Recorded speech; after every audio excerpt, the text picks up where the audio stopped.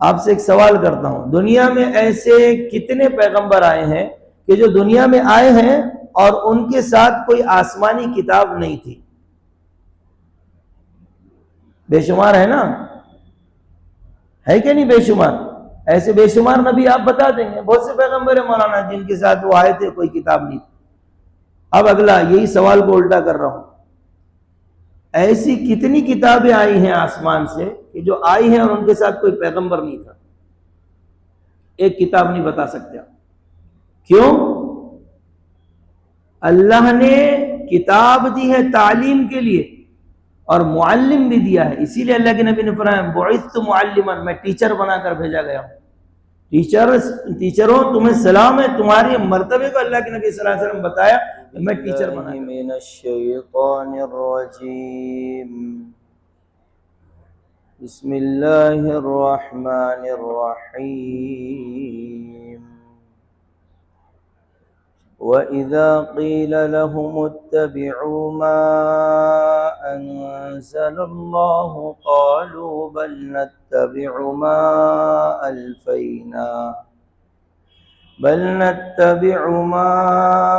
أَلْفَيْنَا عَلَيْهِ آبَاءَنَا أَوَلَوْ كَانَ آبَاؤُهُمْ لَا يَعْقِلُونَ شَيْئًا وَلَا يَهْتَدُونَ وَمَثَلُ الَّذِينَ كَفَرُوا كَمَثَلِ الَّذِي يَنْعِقُ بِمَا لَا يَسْمَعُ إِلَّا دُعَاءً وَنِدَاءً صُمٌّ بُكْمٌ عُمْيٌ فَهُمْ لَا يَعْقِلُونَ۔ شروع اللہ کے نام سے جو بڑا مہربان نہایت رحم والا ہے۔ درود و سلام ہو آقا انعامدار سرور کونین صاحب قاب قوسین حبیب کبریا خاتم الانبیاء امام الانبیاء تاجدار انبیاء جناب محمد الرسول اللہ صلی اللہ علیہ وسلم پر اور آپ کی آل پر۔ انتہائی احترام کے لائق سامعین حضرات، آج آپ کے سامنے سورہ بقرہ کی آیت نمبر 170 اور 171 دو آیتیں تلاوت کی گئی ہیں۔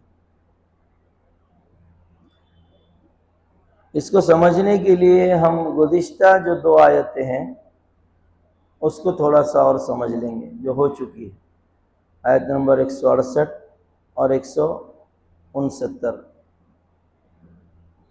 گزشتہ یہ دو آیتوں میں کافروں نے جو بتوں کے نام پر جانور چھوڑ کر اس کا گوشت کھاتے یا سمجھتے کہ یہ گوشت اس کا نہیں کھانا چاہیے، یہ محترم ہے، اس پہ کوئی بوجھ نہیں ڈالنا چاہیے، اور اپنے طور پر حلال اور حرام بنا دیتے تھے۔ تو یہ بات آئی تھی کہ حلال حرام کرنے کے اختیار اللہ کا ہے۔ دوسری جو وہ تفصیلات تو اب میں دوبارہ نہیں دہراؤں گا، جو اہم بات علماء تفسیر نے لکھی ہے کہ ہماری عبادت کا جو مزہ ہے وہ کھانے پر ہے، بہت اہم بات۔ اذا كان صائما عن الاكل تكون عنده قوة وحماية ضد الشیطان، یہ بات لکھی ہے علماء تفسیر کہ جب انسان روزے سے رہتا تو اس وقت اس کے اندر ایک طاقت آ جاتی ہے، ایک حمایت آ جاتی ہے شیطان کے مقابلے میں۔ لا توجد في بقية أيام وهو مفطر ولهذا الشيطان تصفت في شهر رمضان وأكثر ما يكون الناس أتقياء ويقرؤون القرآن في شهر رمضان بسبب بعدهم عن كثرة الأكل۔ فرمایا کہ یہی وجہ ہے کہ آپ باقی دنوں میں دیکھیں گے جس وقت ہم روزہ نہیں ہوتے تو وہ طاقت نہیں ملتی جو رمضان میں ملتی ہے، عبادت میں مزہ آتا ہے کیونکہ بھوکے پیٹ ہوتے ہیں۔ اور شیطان بھی قید ہو جاتا ہے۔ اور اکثر لوگوں کو ہم دیکھتے ہیں رمضان کے موقع میں وہ متقی ہو جاتے ہیں، قرآن کی تلاوت کرتے ہیں۔ تو بیان کیا ہے مفسرین نے کہ بسبب بعدہم عن کثرت الاکل، یہ کم کھانے کی وجہ سے ہوتا ہے۔ کم کھانے سے انسان میں قوت آتی ہے، طاقت آتی ہے۔ اسی لیے النبی صلی اللہ علیہ وسلم بین ان صلاح القلوب ایضا مرتبطا بقلت الاکل وحلیہ، کہ اللہ کے نبی نے فرمایا کہ دلوں کی جو اصلاح ہے، دل کا صحیح ہونا، یہ کم کھانے میں اللہ نے چھپا کے رکھا ہے۔ اسی لیے آپ نے وہ مشہور حدیث آپ نے سنا ہوگا، الا وان فی الجسد مضغہ واذا صلحت صلح الجسد كله واذا فسدت فسد الجسد كله الا وهي القلب، کہ لوگوں غور سے سنو، جسم میں ایک گوشت کا لوتھڑا ہے، اگر وہ صحیح ہو جائے تو پورا جسم صحیح ہو جاتا ہے، اور اگر وہ بگڑ جائے تو پورا جسم بگڑ جاتا ہے۔ اور فرمایا کہ سنو غور سے کہ وہ دل ہے، دل، یہ دل کا جسمانی اعتبار سے بھی صحت مند رہنا ضروری ہے، اور روحانی اعتبار سے بھی صحت مند رہنا ضروری ہے۔ اگر جسمانی اعتبار سے دل کی جو کام ہے، نظام ہے، اگر وہ بگڑ جائے تو ڈاکٹر صاحب بیٹھے ہیں، آپ پوچھ لیجئے، اور آپ لوگ کو بھی یہ چیزیں معلوم ہیں، کیونکہ اب تو یہ بیماریاں اتنی عام ہو گئی کہ اللہ ہم سب کی حفاظت فرمائے، ہر تیسرا چوتھا انسان اس میں ملوث ہے،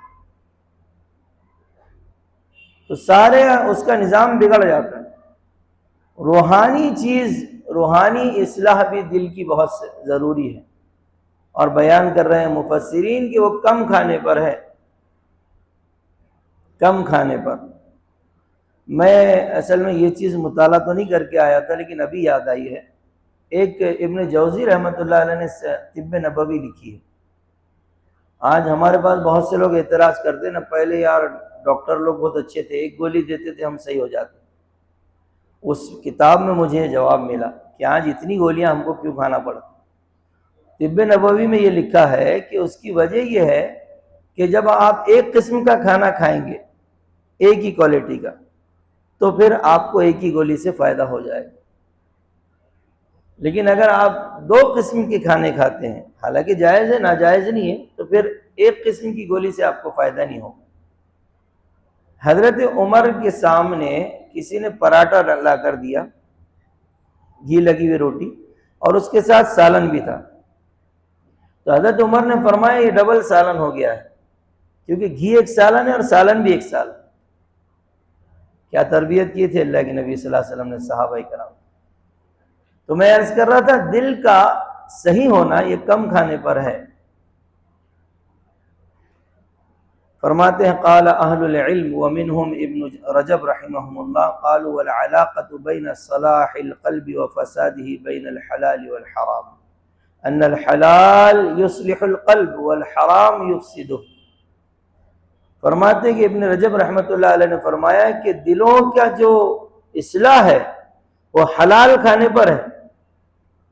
دو چیزیں آپ سیکھ رہے ہیں، ذہن میں رکھیے، ایک کم کھانا اور اس سے زیادہ ضروری حلال کھانا، اور دلوں کا بگڑنا یہ حرام کھانے پر ہے۔ حرام کسی نے کھائے گا اس کا دل صحیح نہیں رہے گا۔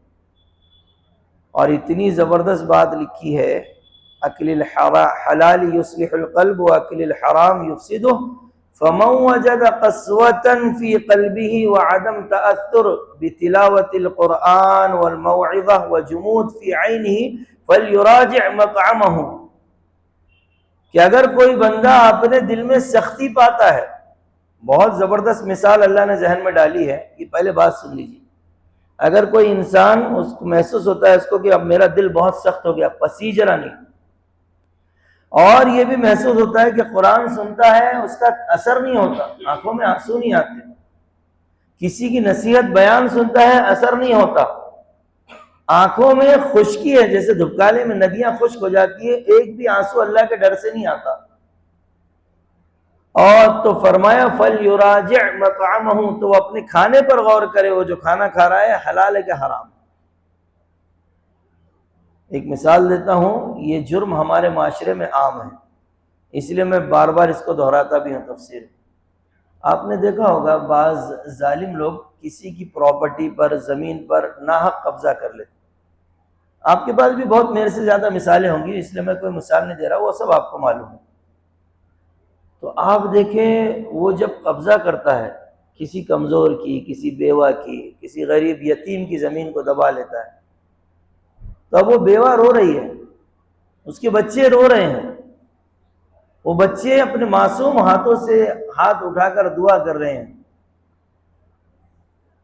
اور اس سے بھی التجا کر رہے ہیں ظالم سے کہ چھوڑ دیجیے ہم۔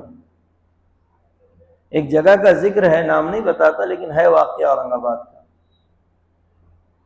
ایک صاحب جن کو چھوٹے چھوٹے بچے تھے، اپنے اورنگ آباد کے کسی علاقے میں انہوں نے گھر لے لیے تھے، اور وہ جو شخص تھا جس نے گھر لیا تھا وہ بہت ذرا صحت مند موٹا تھا، اور وہاں پر کچھ ایسے ہی ظالم قسم کے لوگ ہیں، انہوں نے اس کو چھیڑنا شروع کی، گھر والوں، بیوی کو بھی، بچوں کو بھی۔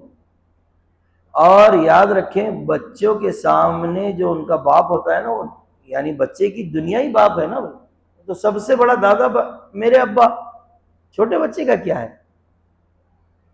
تو کئی دن انہوں نے برداشت کیے، بیوی نے برداشت کی، لیکن ایک دن انہوں نے کہہ دیا اپنے شوہر سے، اور وہ سمجھتی تھی کہ میرا شوہر ہے اکیلا، اور یہ لوگ سارا ان کا کنبہ ہے، ہم ان سے کبھی بھی بھاری نہیں پڑ سکتے، شاید میری آنکھوں سے آنسو آ جائے، بڑا درد بھرا واقعہ ہے۔ تو وہ کسی دن بیوی نے کہہ دیا کہ آپ جاتے ہیں جس علاقے میں ہم رہ رہے ہیں، یہ لوگ بہت تنگ کر رہے ہیں۔ اب وہ تو تھا باپ ہی، جب بچوں کے اوپر کا یہ زیادتی ہے وہ چیز معلوم ہوئی، اصل وہ پراپرٹی ہڑپنا چاہتے تھے تاکہ پریشان ہو کر، کرتے ہیں نا لوگ، آپ بھی جانتے ہیں یہ سب چیزیں، کم قیمت میں روپے کی چیز چلتا ہے نا ہمارے پاس، مثال 4 آنے میں ایسا۔ تو وہ آیا، تو آنے کے بعد اس نے کہا ان لوگوں سے، وہ تو طاق میں بیٹھے تھے، جھگڑا ہو گیا۔ تو یہ جو ہمارا اودا ڈرام ہوتا ہے نا، اس کے اندر وہ شخص کو ڈال کے انہوں نے مارنا شروع کیا۔ وہ تھا موٹا بیچارہ، اس کی سانس پھول رہی۔ تو آپ یقین کیجئے اس کے چھوٹے چھوٹے بچے جب انہوں نے دیکھا کہ ہمارے ابو کی جان پہ بنائی ہے، تو ان ظالموں کے ہاتھ کو چوم رہے تھے اور التجا کر رہے تھے کہ ہمارے ابو کو چھوڑ دو، ہمارے ابا کو چھوڑ دو، لیکن وہ آخری سانس تک انہوں نے نہیں چھوڑا، اور وہ شخص جان آفری کے سپرد کر دیا۔ آخر میں جو ان کا مقصد تھا وہ حل ہو گیا، لے لیا۔ تو یہ واقعہ کیوں بتلایا میں نے؟ جو لکھی ہے بات، فَمَنْ وَجَدَ قَسْوَةً فِي قَلْبِهِ، حرام کھانے سے دل اتنا سخت ہو جاتا ہے، ابھی آپ کو درد آ رہا ہے، کیونکہ میرا یہ خیال اور صحیح ہے کہ الحمدللہ آپ کا رزق حلال ہے، اس لیے آپ کو درد آ رہا ہے۔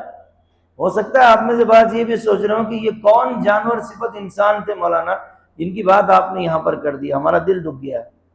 یہ آپ کے رزق حلال کا اثر ہے، ہونا بھی چاہیے، اچھی بات ہے، لیکن یہ ایسا منظر دیکھنے کے بعد بھی اگر کوئی نہیں پگھل رہا ہے تو سمجھ جانا کہ اس کے پیٹ میں جو رزق ہے وہ رزق حرام ہے۔ یہ اس سے زیادہ بھی اگر وہ ہو جائے، اس کو قرآن کہتا ہے ان الذین یاکلون اموال الیتامی ظلما انما یاکلون فی بطونہم نارا وسیصلون سعیرا، جو یتیم کا مال کھا رہا ہے، اللہ فرما رہا ہے وہ اپنے پیٹ میں آگ بھر رہا ہے، اور عنقریب اللہ تعالیٰ اس کو جہنم میں ڈالیں گے، پھر اگلی پچھلی سب برابر کر دیں گے۔ 3 علامتیں علماء اکرام نے لکھی ہے، بیان کی ہے، کہ اگر ہمارا دل جب گناہ کرتے ہیں نا تو دل کالا ہو جاتا، کالا ایک نقطہ لگتا، دوسرا تیسرا، پورا ہی دل کالا ہو جاتا، پھر نصیحت اثر نہیں کرتی۔ پہلی علامت اس کی یہ ہے کہ اس کے اوپر کوئی نصیحت اثر نہیں کرتی، جبکہ تفسیر میں ہے کہ اس کو قرآن کی تلاوت بھی اس کے اوپر اثر نہیں کرتی، پہلا سمٹم۔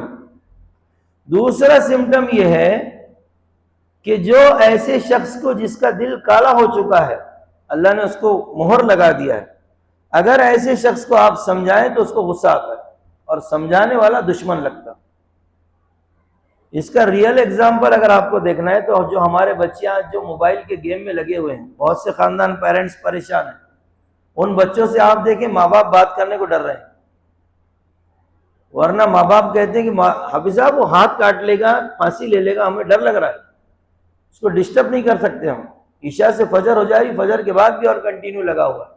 جو سمجھاتا ہے وہ برا لگتا ہے، اس کو تھوڑی دیر نیچے نظریں جھکائے گا. ایسے کئی نوجوان آپ کی بھی نظروں میں ہوں گے. اور تیسری علامت یہ ہے کہ ایسے شخص کی آنکھوں میں آنسو نہیں آتے. صلاح الدین ایوبی کا نام آپ نے سنا ہوگا، بڑے کامیاب جنرل گزرے، مسجد اقصی کو انہوں نے آزاد کرایا. انہوں نے جو فوج تیار کی تھی اپنی، اس کی بہت سی خاصیت تھی، لیکن ایک خاصیت یہ تھی کہ ان کے فوجی کے، عام سپاہی کے بھی سامنے اگر کوئی بندہ اس وقت کی خوبصورت سے خوبصورت عورت کو برہنہ بھی لا کر کھڑے کر دیتا تو وہ نیچے سے نظر اوپر نہیں اٹھاتا. یہ کمال تھا. اور ان کی خاصیت کیا تھی؟ خود صلاح الدین ایوبی کا جو طریقہ تھا، وہ کسی کو اگر کوئی بات نصیحت کرنا ہے وہ مسجد میں لا کر اس کو سمجھاتے. تو مسجد میں جب لا کر اس کو بات سمجھائی جائے نا تو بات اس کے دل میں نہیں اترتی، اس کی روح میں اتر جاتی، اس کی روح میں بات اتر جاتی ہے. تو ایسا شخص کی اصلاح بہت ہارڈ کام ہے، جس کا دل کالا ہو گیا ہے گناہ کر کر کے، مضبوط ہو گیا، سخت ہو گیا. اس کے بارے میں قرآن میں آپ نے تفسیر پڑھ چکے ہیں ابتدا میں. ایسے شخص کو سب سے پہلا کام یہ کرنا پڑتا ہے کہ ایسے نوجوانوں کے لیے بھی بول رہا ہوں کہ ان کو آپ پہلے توبہ کروائیں. جب وہ بندہ توبہ کرتا ہے تو اللہ اس کے دل کو دھو دیتا ہے. پھر اب جو نصیحت آپ کریں گے اس پر اثر ہوگا.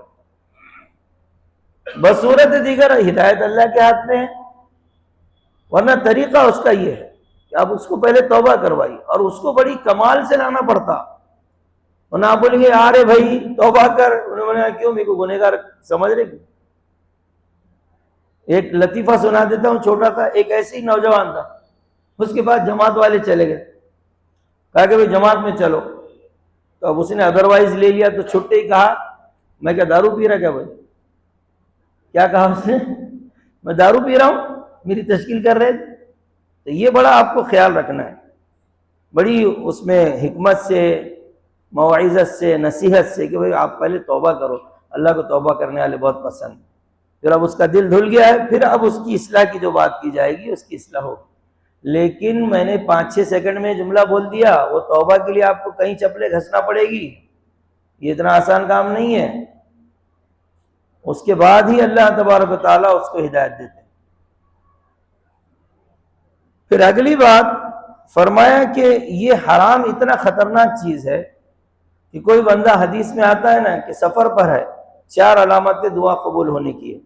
یطیل السفر، سفر لمبا ہو، اشعث، پراگندہ بال ہو، اغبر اور غبار آلود ہو، یمد یدیہ الی السماء، اور اللہ کے سامنے ہاتھ پھیلائے ہوئے ہو. یہ 4 چیزیں اگر پائی جاتی ہیں ایسے شخص کی دعا ضرور قبول ہوتی ہے. اس لیے حدیث میں اس کو بیان کیا گیا ہے.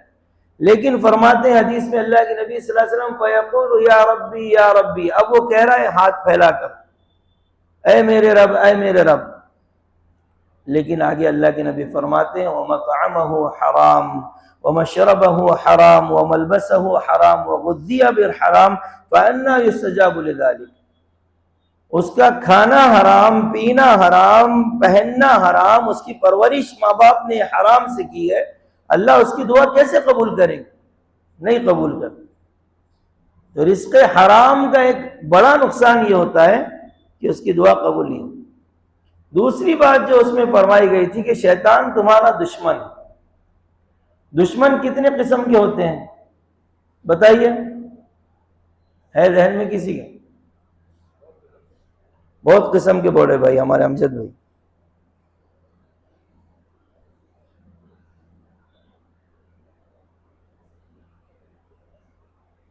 دشمن 2 قسم کے ہوتے ہیں. آپ کے ذہن میں ہے، وہ یاد نہیں آ رہا. ایک کھلا ہوا دشمن، ایک چھپا ہوا دشمن. 2 ہی رہتے. کھلا ہوا چھپا ہوا دشمن کیا کرتا؟ آپ کے منہ پہ بولتا ارے حاجی صاحب آپ ہے تو مسجد میں برکت ہے، آپ ہے تو محلے میں نور ہے، اور جیسی حاجی صاحب دعا ہوئے دور ہوئے اس سے کہ پیچھے کیا کہتا ہو، کم مرتا کہ بڈھا تنگ کر کے رکھ دیا اس نے محلے کو، یہ منافقت، دوغلا پن، دشمن ہے۔ سامنے دیکھ کے کہہ رہا ہے کیا ماشاءاللہ اچھا آپ نے گاڑی لے لی ہے، بنگلہ بنا لیا، آفس بنا لیا، دکان کھول لی، اللہ برکت دے، اور پیچھے جا کے کہہ رہا ہے سب حرام کا ہے، اللہ برباد کرنا ہے، یہ چھپا ہوا دشمن۔ ایسوں سے ہم کو بہت پالا پڑتا، ٹھیک ہے نا۔ اور برا نہ مانے تو ہماری زیادہ تر رشتہ داریاں ابھی اسی طرف جاتے جا رہی ہیں۔ میں یہ نہیں کہہ رہا چلے گئی، چلے گی نہیں بولا، وہ اگر آپ سمجھ رہے ہیں تو آپ کا مسئلہ ہے، کیوں مجھے گھر جانا ہے، سمجھ رہے ہیں، چلے گی نہیں کہہ رہا میں، جا رہی ہیں، دونوں میں فرق ہے جملے میں۔ تو میں یہ عرض کر رہا تھا، دوسرا ہوتا ہے کھلا دشمن۔ شیطان کو کہا گیا کہ کھلا دشمن، کیوں؟ اس کا ریزن سن لیجئے۔ اس نے ہمارے ماں باپ حضرت آدم اور حوا علیہ السلام کو جنت سے نکالا، اخرج ابویکم۔ دوسرا، اس نے علمکم السحر، ہم کو جادو سکھایا، قرآن نے بتایا نا اس کی کام یہ۔ اور چوتھی بات، انما یأمرکم بالسوء، اس نے برائی کا حکم دیا، گناہ کا، والفحشاء۔ پانچویں بات، اس نے ہمیں ننگے پن کی، فحشاء کی تعلیم دی، ہمیں سے مراد لوگوں کو، سمجھ رہے ہیں۔ اور چھٹی بات، اس نے اللہ کے خلاف بات کرنا سکھلایا، وَأَن تَقُولُوا عَلَى اللَّهِ مَا لَا تَعْلَمُونَ۔ اس لیے قرآن نے کہا شیطان تمہارا کھلا ہوا دشمن ہے۔ اب ایک سوال آپ سے پوچھ رہا ہوں، اتنے دن سے تفسیر میں بیٹھے، شیطان وسوسہ ڈالتا ہے یا آرڈر دیتا ہے، حکم دیتا ہے؟ کیا کرتا ہے؟ وسوسہ ڈالتا ہے نا، بالکل جواب صحیح ہے، بالکل جواب صحیح ہے۔ لیکن جو آیت نمبر 169 گزری ہے اس میں بڑی زبردست بات اللہ نے فرمائی ہے، آپ نے گزشتہ ہفتے غور نہیں کی ہے۔ اللہ نے فرمایا انما یأمرکم بالسوء، شیطان تم کو آرڈر کرتا ہے برائی کا۔ میں آپ کے وسوسے کو غلط نہیں کہہ رہا، قرآن نے وہ بھی بولا، لیکن یہاں لفظ آیا ہے آرڈر کا، کہ قرآن میں شیطان، اللہ فرما رہا ہے کہ تم کو آرڈر کرتا ہے۔ آرڈر کے بارے میں کیا قاعدہ ہے سمجھتے ہیں آپ؟ الشیطان آمر او مامور، مفسرین نے لکھا ہے شیطان آرڈر لینے والا ہے۔ آرڈر اوپر سے نیچے آتا ہے، یعنی بڑا آدمی چھوٹے کو دیتا ہے، برابر ہے۔ شیطان ہم کو آرڈر دے رہا ہے تو شیطان کا مرتبہ ہم سے نیچے ہے، کیونکہ ہم ایمان والے ہیں، کریکٹ ہے یہاں تک؟ پھر وہ قرآن کہہ رہا ہے کہ وہ تم کو آرڈر دیتا ہے، اور قاعدہ کیا ہے؟ الامر یکون من الاعلی للادنی، کہ حکم جو ہے اوپر سے نیچے آتا ہے، سمجھ رہے ہیں؟ تو کیوں آرڈر دیتا ہے؟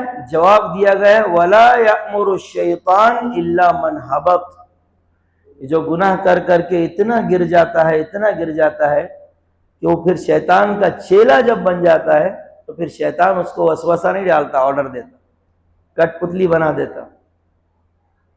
آئی بات سمجھیں؟ اسی لیے قرآن میں اللہ نے فرمایا وَمَن يَتَّخِذِ الشَّيْطَانَ وَلِيًّا مِّن دُونِ اللَّهِ فَقَدْ خَسِرَ خُسْرَانًا مُبِينًا، جس نے شیطان کو دوست بنا دیا اللہ کے علاوہ، وہ تو خسارے میں، نقصان میں گیا۔ ہم اپنے حال پہ غور کریں، ہم کتنے کام صبح سے شام تک، میں نے اس سے پہلے بھی کہا تھا محاسبہ کرو اپنے آپ کا، صبح سے شام تک ہم اپنے کام کو دیکھیں کہ میں نے فجر میں اٹھا تو کتنے کام ایسے تھے جس سے شیطان راضی ہوگا، کتنے کام ایسے تھے جس سے رحمان راضی ہوگا۔ اگر کوانٹیٹی ادھر زیادہ ہے شیطان والے میں تو پھر یہ ممکن ہے کہ ہم گرتے گرتے گرتے گرتے اس مقام پر آ جائیں کہ شیطان اب وسوسہ نہیں ڈالے گا، پھر ہم کو آرڈر دے گا۔ کیونکہ یہ بھی بات لکھی ہے علماء تفسیر نے بیان کی ہے، اما الذین ارتفعوا بایمانہم وعلمہم فہؤلاء الشیطان لا یقربہم لان الشیطان دونہم، کہ جو لوگ ایمان کے اعتبار سے بڑے ہوتے ہیں، اعمال اور علم کے اعتبار سے بڑے ہوتے ہیں، شیطان ان کے قریب بھی نہیں آتا۔ فیوسوس لہم والوسوسۃ تأتی من الاضعف الی الاقوی، پھر ایسے لوگوں کو، ایسے ایمان والوں کو شیطان وسوسے ڈالتا ہے کیونکہ وسوسہ ایک کمزور کی طرف سے طاقتور کے دل میں ڈالا جاتا ہے. کوئی بادشاہ سلامت کا چمچہ ہے، وہ اپنا خیال دیتا ہے، خیال یعنی وسوسہ ہے، خیال ہی ہے کہ بادشاہ سلامت میری رائے اس طرح سے ہے، آرڈر نہیں دے سکتا کیونکہ بادشاہ ہے نا.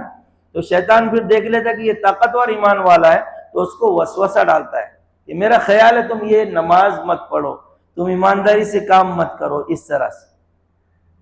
اسی لیے یہ بات لکھی ہے وَلِذَلِكَ لَا يُوَسْوِسُ إِلَّا مَنْ فِي قَلْبِهِ ایمان. اسی لیے وسوسہ اسی کے دل میں آتا ہے جس کے دل میں ایمان ہوتا ہے. اور یہ بھی بات بیان کی ہے فَلَا يَتَسَلَّطُ الشَّيْطَانُ بِالْوَسْوَسَةِ إِلَّا عَلَى أَهْلِ الْإِيمَانِ، کہ شیطان وسوسے کے اعتبار سے تسلط اسی کے اوپر کرتا ہے جس کے دل میں ایمان ہوتا ہے. اس کی مثال کو یوں سمجھ لیجئے کہ کوئی خالی گھر پڑا ہوا ہے، کھنڈر ہے، وہاں پر چور کیوں جائے گا؟ چور وہاں جائے گا جہاں پر کچھ ہے. تو جس کے دل میں ایمان نہیں ہے نا، وہ کھنڈر ہے، وہ تو شیطان کا چیلا ہے، پھر وہ مشرک ہو کافر ہو.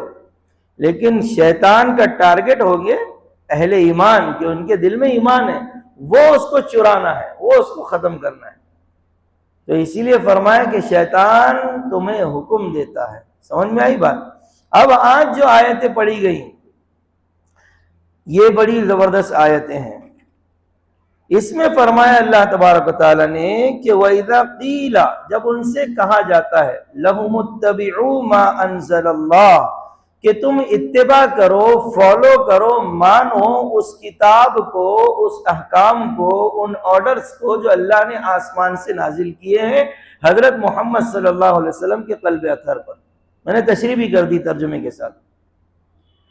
قالو، تو وہ کہتے ہیں بل نتبع، بلکہ ہم اتباع کریں گے ما الفینا علیہ آباءنا، کہ جو ہم نے اپنے باپ داداؤں کو پایا ہے کہ وہ بتوں کی پوجا کرتے تھے تو ہم بھی بتوں کی کریں گے. ایک جگہ قرآن میں ما وجدنا بھی ہے، یہاں پر الفینا بھی ہے، دونوں کے معنی پانا کے ہیں. لیکن جب اس میں دیکھیں گے تھوڑا فرق ہے. الفینا وہاں پر آتا ہے کہ جہاں پر اس کو باپ دادا کے مذہب کے بارے میں زیادہ ڈیٹیل نہیں معلوم، وہ غلط صحیح مذہب وہ جو بھی ہے وہ دوسرا مسئلہ ہے، ان کا جو مذہب ہے اس کے بارے میں زیادہ ڈیٹیل نہیں معلوم، لیکن بس معلوم یہ مذہب ہے، وہاں پہ الفینا آتا ہے. اور جہاں بہت ڈیٹیل سے معلوم ابا اس طرح سے کرتے تھے، ایسی منت تھی، یوں تھی، وہاں پہ وجدنا آتا.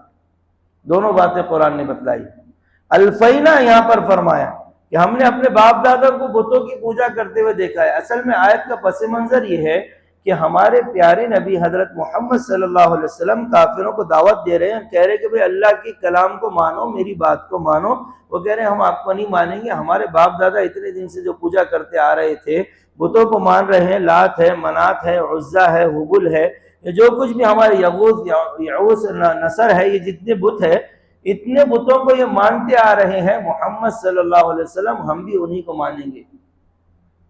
کیونکہ اگر ہم ابھی ان کی بات کو چھوڑ کر آپ کی بات مان لیں تو مطلب یہ ہوگا کہ ہمارے باپ دادا غلط تھے، آپ صحیح. ہم آپ کو تھوڑی صحیح مانتے ہیں، ہمارے باپ دادا کو صحیح مانتے ہیں. تو قرآن نے کہا اولو کان آباؤہم، اگرچہ کہ ان کے باپ دادا لا یعقلون، کوئی عقل نہیں رکھتے، ولا یہتدون، اور نہ وہ ہدایت پر ہے. یہاں پر قرآن نے بڑی زبردست بات کی. آپ آیت پہ غور کیجئے. اس کے بعد ایک ہی آیت رہ گئی. دو کنڈیشن بتائی قرآن. اگر ان میں عقل ہوتی، عقل کیا مانا؟ اتنی عقل ہوتی کہ سمجھتے اللہ کے آرڈر کو، یا قرآن میں جو آرڈرز بیان ہو رہے ہیں اس کو سمجھ پاتے کہ اللہ ہم سے کیا چاہتا ہے، محمد صلی اللہ علیہ وسلم کو پہچانتے، تو پھر قرآن کہہ رہا ہے وہ عقل مند ہوتی. اسی کو سورہ تبارک الذی میں فرمایا لو کننا نسمع او نعقل ما کننا فی اصحاب السعیر. یہ کافر بولیں گے آخرت میں اگر ہم سنتے اور عقل سے کام لیتے تو ہم جہنمیوں میں سے نہیں ہوتے.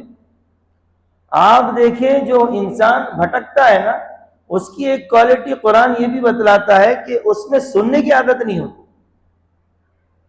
الذین یستمعون القول فیتبعون احسنہ، یہ سورہ زمر میں فرمایا. سورہ مائدہ میں فرمایا واتقوا اللہ واسمعوا، کہ اللہ سے ڈرو اور سنو. جب یستمعون الذین یستمعون القول، جب اچھی طرح سے بات کو سننا پایا جائے گا، فیتبعون احسنا، اس کے بعد اتباع وجود میں آتی ہے۔ اب سنے گا ہی نہیں تو پھر اتباع کہاں سے کرے؟ قرآن بڑی زبردست بات کرتا۔ تو یہاں پر بتلایا قرآن نے کہ دو کنڈیشن، ایک اگر وہ عقل سے کام لیتے اور اللہ کی طرف سے وہ ہدایت پر ہوتے، پھر اگر آپ ان کے پیچھے چلتے تو صحیح تھا۔ اگر یہ دو کنڈیشن نہیں ہے اور پھر آپ ان کے پیچھے چل رہے ہیں تو یہ جو آپ تقلید کر رہے ہیں یہ غلط تقلید ہے۔ آئی بات سمجھ میں؟ اب یہ تو بات ہو گئی، اسی لیے بہت سے لوگوں کو میں نے دیکھا بھی، وہ اس آیت کی غلط تشریح اور غلط تفسیر بیان کرتے ہیں۔ وہ یہ آیت کی تفسیر فٹ کرتے ہیں، ہمارے جو چار بڑے امام ہیں، امام ابو حنیفہ، امام شافعی، امام احمد، امام مالک رحمۃ اللہ علیہ، یہ چاروں امام کے اوپر فٹ کرتے ہیں کہ بھئی یہ چاروں امام کی تقلید کو اس آیت سے قرآن منع کر رہا ہے، جبکہ ایسا مسئلہ نہیں ہے۔ قرآن منع وہاں پر وہ تقلید کو کر رہا ہے جو غلط بات ہو، صحیح بات پر نہیں۔ ایک 10-15 منٹ میں ختم کر دوں گا، لیکن باتیں بہت اہم ہے، ذرا غور سے سنیے۔ اگر نیند آ رہی ہے تو جاگ کر سنیے، بہت اہم بات ہے۔ سنیے، کوئی بندہ، میں آپ کو مثال دے رہا ہوں، میرے والد مسلمان، کوئی بندہ آ کر یوں کہے، مان لیجئے کوئی غیر مسلم ہو، مجھے آ کر کہے مولوی صاحب قرآن میں ہے کہ باپ دادا کے دین پر نہیں رہنا، تو تمہارے ابا مسلمان تھے، تم کیوں مسلمان رہ رہے؟ قرآن تو منع کر رہا نا باپ دادا کی پیروی کرنے سے، سمجھ رہے ہیں؟ تو یہاں کیا جواب دیا جائے گا؟ بھائی اگر میرے والد مشرک ہوتے تب قرآن منع کر رہا ہے کہ ان کی پیروی مت کرو، مومن ہے تو بالکل کریں گے، اور یہ تو صحابہ سے ملتا ہے۔ میں نے اس سے پہلے ایک مثال دی تھی نا، یہی مثال قرآن یہاں پر بھی مفتی شفیع صاحب نے بھی وہ کی ہے، لکھی ہے، اور ہم تو حضرت کو ہی پڑھ کے سمجھتے ہیں یہ چیزیں۔ نبیوں میں 4 پشتوں میں اگر کسی کے نبی ہیں، یہ فضیلت حضرت یعقوب علیہ السلام کو ملی۔ یعقوب علیہ السلام کے فرزند یوسف نبی، یعقوب علیہ السلام نبی، ان کے والد اسحاق نبی، ان کے والد ابراہیم علیہ الصلاۃ والتسلیم، یہ چاروں نبی، 4 پشتوں میں نبی۔ اور دیکھا جائے تو چچا حضرت اسماعیل علیہ السلام بھی نبی۔ اور صحابہ میں یہ فضیلت حضرت ابو بکر کو ملی کہ 4 پشتوں میں صحابی، حضرت ابو بکر خود صحابی، ان کے والد صحابی، ان کا بیٹے عبد الرحمن صحابی، ان کے پوتے صحابی۔ یہ فضیلت صحابہ میں کسی کو نہیں۔ اب وہ کہہ سکتے تھے یہ کہ ہم باپ دادا کے دین پر چلیں گے، نہیں، وہ تو کہہ رہے ہیں قرآن میں، حضرت یوسف علیہ السلام سورہ یوسف میں، انی ترکت ملت قوم لا یؤمنون باللہ وہم بالآخرۃ کافرون، کہ میں نے ان لوگوں کی ملت اور مذہب کو چھوڑ دیا جو اللہ پر ایمان نہیں رکھتے اور جو آخرت کے منکر ہیں، اور میں نے واتبعت ملت آبائی ابراہیم و اسحاق و یعقوب، اور میں نے اتباع کیا اپنے آبا ابراہیم علیہ السلام، حضرت اسحاق علیہ السلام اور حضرت یعقوب علیہ السلام۔ کیوں کہا؟ ان کے والد مومن تھے، انبیاء تھے۔ ایسی آیت آپ کو ابراہیم علیہ السلام کے بارے میں نہیں ملے گی کہ حضرت ابراہیم کہہ رہے ہوں تو میں اپنے باپ کے دین پہ چڑھ رہا ہوں۔ کیوں؟ کیونکہ حضرت ابراہیم کے والد ہو گئی کلیئر، ابھی بھی اتنی نہیں۔ میں اور کہتا ہوں، یہ آیت اماموں کے بارے میں نہیں ہے، یہ مشرکین کے بارے میں، اس لیے میں نے 2 آیتوں کا خلاصہ عرض کیا، سمجھ رہے ہیں؟ حالانکہ وہ ہو چکی تھی، اسی لیے میں نے آپ کو تھوڑا پیچھے لے کر گیا۔ آج کی تفسیر بہت اہم ہے، یہ مشرکین کے بارے میں آیت ہے، مومنین کے بارے میں نہیں ہے۔ اور امام کیا، یہ کتنا ضروری مسئلہ ہے۔ امام قرطبی رحمۃ اللہ علیہ نے لکھا ہے، جس کا خلاصہ یہ ہے کہ باپ دادا کی غلط کام میں تقلید منع ہے، صحیح کام میں کی جائے گی۔ اور یہ بات پیش کر کے پوری بات کو یہ ثابت کیا کہ باطل کام میں تقلید حرام ہے، منع ہے، اچھے کام میں جائز بلکہ مستحسن ہے۔ اور یہ اس طرح سے دھوکہ دیتے ہیں، یہ بہت اہم بات بیان کر رہا ہوں۔ وہ کہتے ہیں بھائی امام صاحب جو ہے، یہ چاروں امام تو 200 سال کے بعد آئے اللہ کے نبی، دوں گا اس کا بھی جواب، سن لیجئے۔ وہ 200 سال کے پہلے جو لوگ تھے یہ بیچ کے، یہ کس کو مانتے تھے؟ ٹھیک ہے. اور ایک جواب سن لیجئے، اللہ کے بندے ہم یہ کہہ رہے ہیں کہ باطل کام میں نہیں کی جائے گی، اچھے کام میں تو اللہ نے فرمایا، ہم کو سکھایا ہے، اہدنا الصراط المستقیم، اللہ ہمیں صراط مستقیم پر چلا. صراط الذین انعمت علیہم، راستہ ان لوگوں کا جن پر آپ کا انعام ہوا. اب دوسری بات کا جواب سنیے جو میں نے آپ کے ذہن میں ڈالی تھی. 200 سال کے بعد آئے تو اس کو کہنا بھائی ٹھیک ہے میں چھوڑ دیتا ہوں، میں ان کو چھوڑ دیتا ہوں، بالکل نہیں مانوں گا. مجھے آپ یہ جو بڑی بڑی کمپنیوں کے جو شیئرز ہوتے ہیں، کون سا شیئر لے سکتے کون سا نہیں، اس کے احکام قرآن سے نکال کر بتائیے. بلڈ ڈونیشن کیمپ لگائے جاتے ہیں، ہم علماء تو اس کو سپورٹ کرتے ہیں، کرنا بھی چاہیے. یہ کس حدیث سے ثابت ہے؟ وہ جائز ہے. ہاں بھائی سمجھ جائیے، یہ جو مثال ایگزامپل دے رہا ہوں، ٹھیک ہے. آپ سی ٹی اسکین کرتے ہیں، ای سی جی کرتے ہیں، عدالت میں پیٹیشن داخل کرتے ہیں، وکیل لگاتے ہیں، ہوائی جہاز سے حج اور عمرے کو جاتے ہیں. سمجھ رہے ہیں میں کون سی؟ ابھی آپ کسی کے اگر ڈیلیوری نہیں ہو رہی تو آپ سیزر کراتے ہیں. سیزر کا ایک کیس اللہ کے نبی کے زمانے میں بتا دو بھائی. اور اب تو سرجری بھی ہو رہی ہے، کتنی باریک باریک نسوں کی، آنکھوں کی ڈاکٹر لوگ علاج کر دیتے ہیں. یہ کہاں سے جواز لاتے ہیں؟ کہاں سے دلیل ہے؟ تو یہ کم عقل لوگ یہ سمجھتے نہیں کہ امام کو ماننا ہے کیا. اصل میں وہ امام کو نہیں ماننا ہے، وہ امام کی ماننا ہے، اور امام کی وہ ماننا ہے جو امام قرآن اور حدیث سے ہیرے موتی ہم کو نکال کر دے رہا ہے. میں آپ کو مثال دیتا ہوں، آپ پڑھے لکھے لوگ ہیں، مجھے سمجھانا آسان ہے اس لیے یہ نازک موضوع چھیڑ دیا. امام کی ہم کون سی بات مانتے ہیں؟ جو وہ اجتہاد کرتے ہیں. ذرا غور سے سنیے، قرآن کے اعتبار سے شراب اور جوا حرام ہے حلال ہے؟ بولو حرام ہے. تو یہ امام اصول نکالتے ہیں، ان اصولوں کو ہم مانتے ہیں، اور وہ اصول بھی قرآن حدیث سے. قرآن کہتا ہے شراب اور جوئے کے بارے میں اثمہما اکبر من نفعہما، کہ اس کا گناہ بڑا ہے، شراب جوئے کا نفع چھوٹا ہے، نفع کم ہے. قرآن نے شراب جوئے میں نفع کو مانا ہے، سمجھ رہے ہیں، لیکن فرمایا کہ اس کا نفع چھوٹا ہے، گناہ بڑا ہے. اب یہ آیت کو امام ابو حنیفہ، مثال دے رہا ہوں میں، سامنے رکھ کر کہتے ہیں کہ میں اس آیت سے اصول نکالتا ہوں کہ قرآن کہہ رہا ہے کہ جس چیز کا نفع چھوٹا ہو اور گناہ بڑا ہو، قرآن اس کو حرام کہہ رہا ہے. اب میں اصول نکال کے دے رہا ہوں کہ قیامت تک کے ایسی جتنی چیزیں آئیں گی وہ ساری حرام ہوں گی. اس اصول کو ماننے کا نام تقلید ہے. سمجھ میں آئی بات؟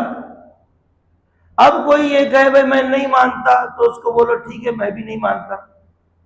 دو کام کیجیے آپ. پہلا یہ کہ اس سے بہتر اصول آپ نکال کے دے دیجیے، اس سے بہتر اصول آپ نکال کر دے دیجیے. یا یہ نہیں کر سکتے تو پھر یہ بتائیے کہ یہ جو اصول انہوں نے رول نکال کر دیے ہیں، یہ رول آج کے زمانے میں نہیں چلیں گے. مفتی تقی عثمانی صاحب کا فتویٰ آپ نے سنا ہوگا، موبائل استعمال کرنا حلال ہے حرام ہے؟ بہت سے پوچھتے ہیں نا. حضرت نے ایسا جواب دیا، کہا کہ یہ انسان کے استعمال پر ڈیپینڈ کرتا ہے. اگر موبائل کا استعمال حلال کام میں زیادہ ہو رہا ہے تو یہ حلال ہی نہیں، باعث ثواب ہے آپ کے لیے. آپ اس میں قرآن پڑھ رہے ہیں، تلاوت کر رہے ہیں، کتابیں پڑھ رہے ہیں، کسی کو دین کی دعوت دے رہے ہیں، ثواب ہے. اور حرام کام میں زیادہ ہو رہا ہے، فلمیں دیکھ رہے ہیں، گانے سن رہے ہیں، ننگی فلمیں دیکھ رہے ہیں، اور کیا کیا کر رہے ہیں، تو پھر حرام ہے. اور یہ دونوں میں نہیں ہے، کاروبار کے لیے کر رہے ہیں، مال بھیج رہا ہے، بل بھیج رہا ہے، ڈیلیوری منگا رہا ہے، آدمی پہنچے کہ نہیں دیکھ رہا ہے، سی سی ٹی وی چیک کر رہا ہے، مستحب ہے. یہ اصول کو ماننے کا نام تقلید ہے. یہ امام جو ہے نا اللہ کے نبی کے خلاف نہیں بولتا. مولانا مکی صاحب ہے نا، مدرس حرم، ابھی بیمار ہے، دعا فرمائے اللہ ان کو صحت عطا فرمائے. حضرت سے کسی نے پوچھا کہ اب ہم تو یہ اماموں کو بڑے لوگ مانتے ہیں، انہوں نے بڑا کام کیا ہے. 70 ہزار علماء رہتے تھے، مسائل نکالتے تھے، اصول نکالتے تھے. حضرت سے کسی نے کعبے کے سامنے پوچھا کہ حضرت اگر امام اللہ نبی کے خلاف بات کرے تو پھر کیا کریں گے؟ حضرت نے جواب دیا کہ بھائی اگر امام اللہ رسول کے خلاف بات کر رہا ہے تو امام تو دور کی بات وہ مسلمان بھی ہوگا. اب دے جواب، وہ مسلمان بھی ہوگا. اب ایک واقعہ سناتا ہوں، پورا ہی مسئلہ کلیئر ہو جائے گا. ہارون رشید کا ہے غالباً، اپنی بیگم کو انہوں نے طلاق دے دیا مذاق میں، اور طلاق دیے بھی شرطیہ. کہا کہ اگر تو نے آج کی رات میری سلطنت پہ گزاری تو تجھے طلاق. اب سلطنت ان کی اتنی بڑی تھی کہ وہ نکل نہیں سکتی، بہت دور تھی. اب پچھتانے لگے کہ اگر رات ہو گئی اور میری بیگم نے آج رات میری سلطنت میں گزار دی تو طلاق ہو جائے گی. تو کسی نے مشورہ دیا کہ آپ امام ابو حنیفہ سے رجوع کیجئے، وہ تو انتقال کر گئے. تو ان کا کوئی شاگرد بولے امام ابو یوسف ہے ابھی، تو امام ابو یوسف کے پاس گئے تو انہوں نے کہا کہ کوئی مسئلہ نہیں، ہارون رشید سے کہیے کہ اپنی بیگم کو حکم دو کہ رات بھر مسجد میں ٹھہر جائے. بولے ایسے کیسے، کیا مسجد میری سلطنت میں نہیں ہے؟ بولے نہیں. دلیل؟ کہا کہ سورہ جن میں اللہ فرماتے ہیں وَأَنَّ الْمَسَاجِدَ لِلَّهِ، مسجد اللہ کی ہے، ہارون رشید کی نہیں. اب یہ جو مسئلہ انہوں نے نکالا ہے، اس مسئلے کو ماننے کا نام تقلید ہے. اب مجھے آپ سے میں سوال کرتا ہوں، کیا یہ تقلید آپ نے امام ابو یوسف کی ہے یا اللہ کی ہے؟ ہم یہ کہتے ہیں کہ اگر یہ کوالٹی جو امام ابو یوسف میں ہے کہ اس طرح کا آرڈر آپ نکال سکتے ہیں، آپ مت مانیے امام، ہم کو کوئی تکلیف نہیں. لیکن اگر ہمارے اندر یہ کوالٹی نہیں ہے تو جو نکالنے والے ان کے نکالنے پہ اعتماد کرنا پڑے گا. سمجھ میں آئی بات؟ یہی ہے بس پوری. اسی کو اللہ تبارک و تعالی نے فرمایا فَاسْأَلُوا أَهْلَ الذِّكْرِ إِن كُنتُمْ لَا تَعْلَمُونَ، اگر تم نہیں جانتے تو جو جاننے والے علماء کرام ہیں ان سے پوچھ کر عمل کرو.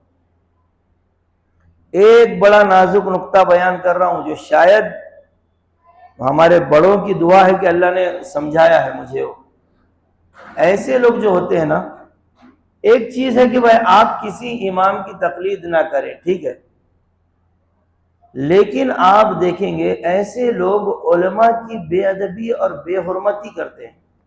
یہ کہاں سے دلیل انہوں نے لے کر آ گئی؟ ٹھیک ہے، میرا آپ کا مزاج نہیں ملتا، میں نہیں مانتا آپ کی بات، لیکن میں آپ کو برا کہوں یہ کہاں سے ثابت ہے؟ بھائی یہ آگے بڑھ جاتے ہیں، اور پھر اس کا نتیجہ کیا ہوتا ہے؟ جب یہ کٹ جاتے ہیں نا اس سے علماء سے، تو پھر اپنے اعتبار سے جب کام کرتے ہیں تو پھر وہ کچھ بھی سمجھتا ہے. آپ کو حیرت ہوگی کہ ہم ابھی بھی جب تفسیر کرتے ہیں کوئی نقطہ سمجھ میں نہیں آیا تو الحمدللہ میرے کئی اساتذہ بھی بقید حیات ہیں، ہم ان سے اصلاح لیتے ہیں اپنی. جتنے ہمارے جامع مسجد کے اندر بیان کرتے ہیں ہمارے اساتذہ، ان کے علاوہ بھی مولانا مفتی نعیم صاحب ہیں، مولانا مشفق صاحب ہیں، مولانا معیز فاروقی صاحب ہیں، مولانا قادر صاحب ہے، حافظ اشرفی صاحب ہے، حافظ عارف اشرفی صاحب ہے، حافظ ساجد صاحب، کئی علماء اکرام ہیں، مفتی حسنین ہیں. میں کبھی کبھار ان سے بھی بات کرتا ہوں کہ کیونکہ یہ خیال جس وقت میرے ذہن میں آ جائے گا کہ میں تو اب عالم ہو گیا تو مطلب یہ کہ میرے سیکھنے کا دروازہ بند ہو گیا. سمجھ رہے ہیں؟ اب پھر جب اللہ پٹکی دے گا نا تو پھر اگلی پچھلی سب برابر کر دے. تو یہ بڑی خطرناک چیز ہے. اور قرآن خود کہتا ہے، یہاں پر جو کنڈیشن رکھی نا قرآن نے، کہ اگر کوئی عقل مند ہے، ٹھیک ہے، اور ہدایت پر ہے تو ایسے عالم سے پوچھنا چاہیے. مفتی صاحب نے یہاں پر لکھا بھی ہے، وہ بات ہی آپ سن لیجئے کہ جس عالم کے متعلق یہ اطمینان ہو جائے کہ اس کے پاس قرآن اور سنت کا علم ہے اور اس کو درجہ اجتہاد بھی حاصل ہے کہ جو احکام صراحتاً قرآن و سنت میں نہ ہو ان کو نصوص اور قرآن و سنت سے بذریعہ قیاس نکال سکتا ہے، تو ایسے عالم مجتہد کی تقلید اور اتباع جائز ہے نہ اس لیے کہ اس کا حکم ماننا اور اس کا اتباع کرنا، بلکہ اس لیے کہ حکم اللہ کا ماننا اور اسی کا اتباع کرنا ہے، مگر چونکہ ہم براہ راست اللہ کے حکم سے واقف نہیں ہو سکتے، اس لیے کسی عالم مجتہد کا اتباع کرتے ہیں تاکہ اللہ تعالیٰ کے احکام پر عمل ہو سکے۔ 20 مثال میں دوں گا۔ کورکس سے بچے نشہ کرتے ہیں، اسٹکفاس سے کرتے ہیں، زنڈو بام سے کرتے ہیں۔ آپ نے قرآن حدیث میں کورکس کا لفظ بتائیے مجھے۔ یہ علماء نے نکالا ہے مسئلہ کہ کلو مسکرین حرام، کہ ہر نشہ آور چیز حرام۔ تب جو یہ مین پوائنٹ جو ہے نا، اس کو علت کہتے ہیں، جس میں پایا جائے گا وہ حرام ہوگا۔ کلیئر ہو گئی یہاں تک بات؟ اب آخری بات سن لیجئے۔ امام قرطبی رحمت اللہ علیہ نے اس آیت کے ذیل میں، اب امام قرطبی کب کے ہیں؟ یہ 6 صدی کا بندہ ہے، بڑے اللہ والے ہیں، 1204 میں ان کا وفات ہے۔ وہ لکھتے ہیں تعلق قوم بهذه الآیت فی ذم التقلید، کچھ لوگوں نے اس آیت کو تقلید کی مذمت میں پیش کیا ہے۔ وَهَذَا فِي الْبَاطِلِ صَحِيحٌ، اور یہ باطل کے معاملے میں تو صحیح ہے۔ وَأَمَّا التَّقْلِيدُ فِي الْحَقِّ فَأَصْلٌ مِّنْ أُصُولِ الدِّينِ، لیکن حق میں تقلید کرنا تو دین کے اصول میں سے ایک مستقل بنیاد ہے۔ اسی لیے فرمایا وَعِصْمَةٌ مِّنْ عِصَمِ الْمُسْلِمِينَ، اور مسلمانوں کے دین کی حفاظت کا بہت بڑا ذریعہ ہے کہ جو شخص یلجأ الیہ الجاہل المقصر عن درک النظر، کہ جو شخص اجتہاد کی صلاحیت نہیں رکھتا، اجتہاد کہتے ہیں خود اللہ کے آرڈرز کو نکالنے کی صلاحیت پیدا ہو جانا۔ اور یہ یاد رکھیں جب تک کہ علماء دین کے پاس رہ کر علم دین حاصل نہ کیا جائے، انسان میں یہ صلاحیت پیدا نہیں ہوتی۔ صحابہ اکرام نے اللہ کے نبی کی صحبت میں رہ کر سیکھا۔ جب وہ حضور اکرم صلی اللہ علیہ وسلم کے شاگرد بنے، غور سے سنیے میرے جملے کو، صحابہ جب حضور اکرم صلی اللہ علیہ وسلم کے شاگرد بنے، تبھی اللہ نے ان کو یہ مقام دیا کہ دنیا کی قوموں کے استاد بنے۔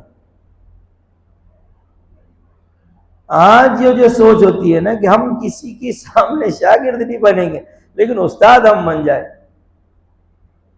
اس کی تو اگر میں اس پر تفصیلی بات کروں اور حضرت مولانا سجاد نعمانی صاحب کی اگر گفتگو کا لب لباب عرض کروں، خلاصہ عرض کروں، تو بہت بات آپ کو کھل بھی جائے گی لیکن لمبی ہو جائے گی۔ ایک تو مثال دے دیتا ہوں، کوئی آدمی اگر وکیل نہ ہو اور وہ عدالت میں کوئی پیٹیشن داخل کرے، درخواست دے کہ بھئی میں کیس لڑوں گا، تو عدالت اس کو اجازت دے گی؟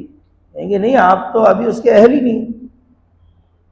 اور کوئی بندہ ڈاکٹر نہ ہو اور وہ کہے کہ مجھے آپریشن کی اجازت ملنی چاہیے، کیوں؟ ڈاکٹر بھی انسان ہے، میں بھی انسان ہوں، وہ کر سکتا میں کیوں نہیں کر سکتا؟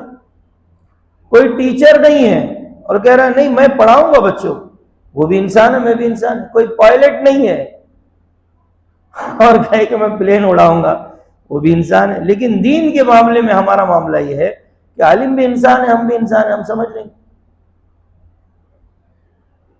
بعض لوگ جن کا یہ خیال ہوتا ہے، اور ایسے لوگ بھی ملتے ہیں مجھے، ایک صاحب سے تو ہے ہمارا واسطہ، وہ ان کا خیال یہ کہ قرآن سمجھنے کے لیے کسی عالم کی ضرورت نہیں ہے، اور وہ نیٹ کا ایگزام دے رہے ہیں۔ میں نے کہا کم سے کم 1.5 لاکھ روپے کا آپ نے ٹیوشن لگایا ہوگا، وہ مہینہ یا سال جو بھی ہوتا ہے، کیوں لگایا آپ نے؟ تاکہ MBBS میں نمبر لگ جائے اور وہ اچھے نمبر آتا ہے۔ وہاں برابر سمجھ رہا ہے کہ استاد چاہیے، قرآن میں نہیں سمجھ رہا۔ تو حضرت نے یہ ساری مثالیں دی۔ یہ جو اللہ کے نبی کا احسان ہے نا ہمارے اوپر، یہ احسان فراموشی ہے کہ حضور آپ نے اپنے بعد جو ایسے لوگ چھوڑ کر گئے ہیں جو ہم کو آپ والی باتیں بتائیں گے، ہم ان کو نہیں مانتے، یہ مطلب ہے اس کا۔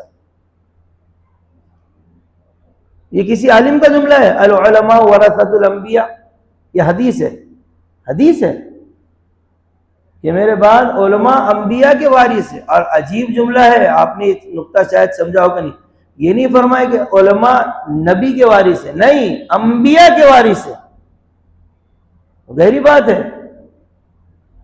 تو ہم یوں کہہ رہے ہیں کہ اللہ کے نبی جو آپ نے وارث چھوڑ کے گئے نا، ہم کو ان کی ضرورت نہیں ہے، ہم خود بہت ہوشیار ہے، سمجھ جائیں گے۔ ایک بات کہتا ہوں اور ایک آیت کا ترجمہ باقی ہے، بس پھر بات ختم۔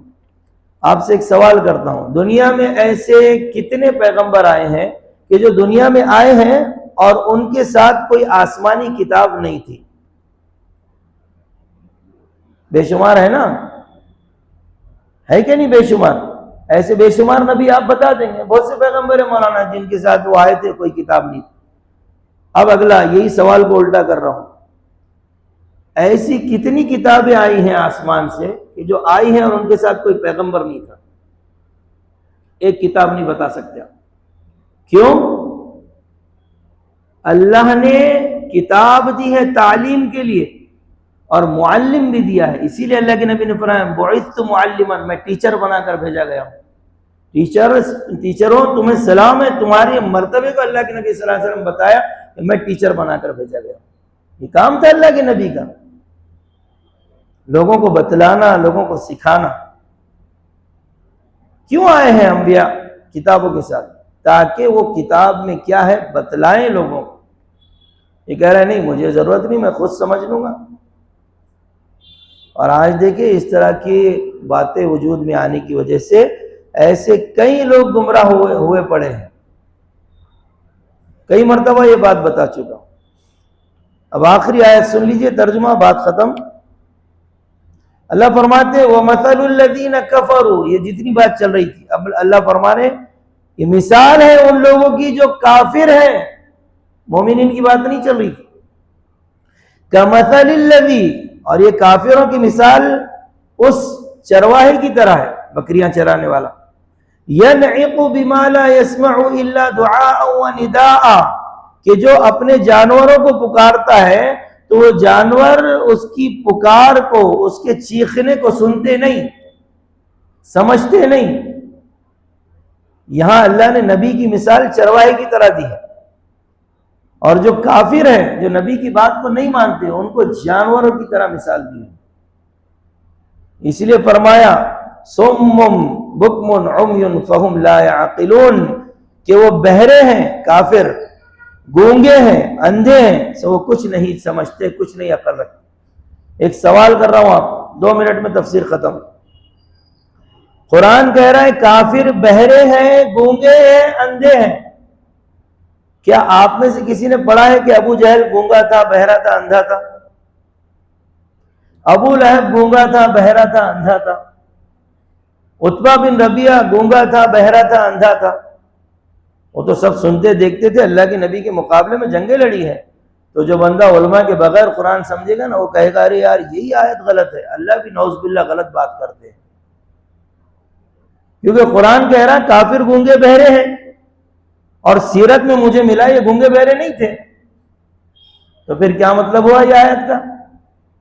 سنیے، جو مطلب محمد الرسول اللہ نے ہم کو سمجھایا ہے وہی مطلب ہم بولنے کے پابند ہیں، اپنی طرف سے ہم بھی نہیں بول سکتے۔ یہاں جو مطلب اللہ کے نبی نے ہم کو سمجھایا کہ وہ گونگے ہیں، بہرے ہیں، حق سننے سے بہرے ہیں، گونگے ہیں، حق اور سچ بات بولنے سے گونگے ہیں، وہ گواہی نہیں دے سکتے لا الہ الا اللہ محمد الرسول اللہ، یہ سچائی ہے، یہ سچائی کو بول نہیں سکتا کافر، اس لیے قرآن کہہ رہا ہے کہ گونگا ہے۔ اور آخری بات کیا فرمائی؟ اندھا ہے، اللہ کے نبی کو دیکھ رہا ہے، قرآن کو دیکھ رہا ہے، ساری کائنات میں اللہ کے کنٹرول کو دیکھ رہا ہے، اور یہ دیکھنے کے بعد بھی حق دیکھنے سے ہی اندھا ہے، اسی لیے اللہ نے فرمایا فَهُمْ لَا يَعْقِلُونَ، کہ یہ عقل نہیں رکھتے۔ وَآخِرُ دَعْوَانَا أَنِ الْحَمْدُ لِلَّهِ رَبِّ الْعَالَمِينَ۔ دیکھیے بھائی، کوئی ایسی بات میری زبان سے نکل گئی جو آپ کو لگتا ہے غلط ہے تو آپ کو پوری اجازت ہے، آپ میری اصلاح کر سکتے ہیں، یا تفسیر سے متعلق کوئی سوال پوچھنا چاہتے ہیں تو پوچھ سکتے ہیں، میرے ذہن میں ہوگا میں آپ کی رہبری کر دوں گا۔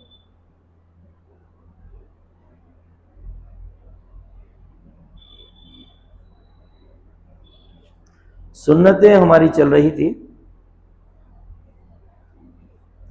5 سنتیں ہو گئی تھی، چھٹی سلام سے متعلق ہے۔ سلام کی ٹوٹل 22 سنتیں ہیں، 5 ہو گئی، چھٹی ہے سلام میں پہل کرنا۔ ہمارے استاد محترم تھے حضرت مولانا ریاض صاحب، ہم نے شاید ہی کبھی دیکھا ہوگا، مجھے تو یاد نہیں، ہوا بھی ہوگا، ایسا پاسبل ہے، حضرت سے کبھی بھی ہم نے سلام میں پہل نہیں کر سکے۔ آپ میں سے بہت سے لوگ واقف تھے حضرت سے، پہلے سلام کرتے تھے، یہ ہونا چاہیے۔ ہاں، دوسرا ایک مسئلہ یہ ہے کہ اگر دو مسلمانوں کی آپس میں ملاقات ہو، یہ ہمیں روز ہوتا ہمارے ساتھ، ہی آپ کے ساتھ بھی ہوتا ہوں، اور دونوں بیک وقت سلام کر دیں، آپ نے بھی سلام کر دیا، اس نے بھی کر دیا، تو اب حکم کیا ہے؟ حکم یہ ہے کہ دونوں نے جواب دے دینا، دونوں کے اوپر واجب ہے، یعنی نہیں دیں گے تو گناہ ہوگا۔ میں نے کہا السلام علیکم، آپ نے بھی کہہ دیا، تو آپ میرا جواب دے دیں، میں آپ کا دے دوں، ٹھیک ہے۔ ساتواں، اہل کتاب اور مشرکین کو سلام میں پہل نہیں کرنا۔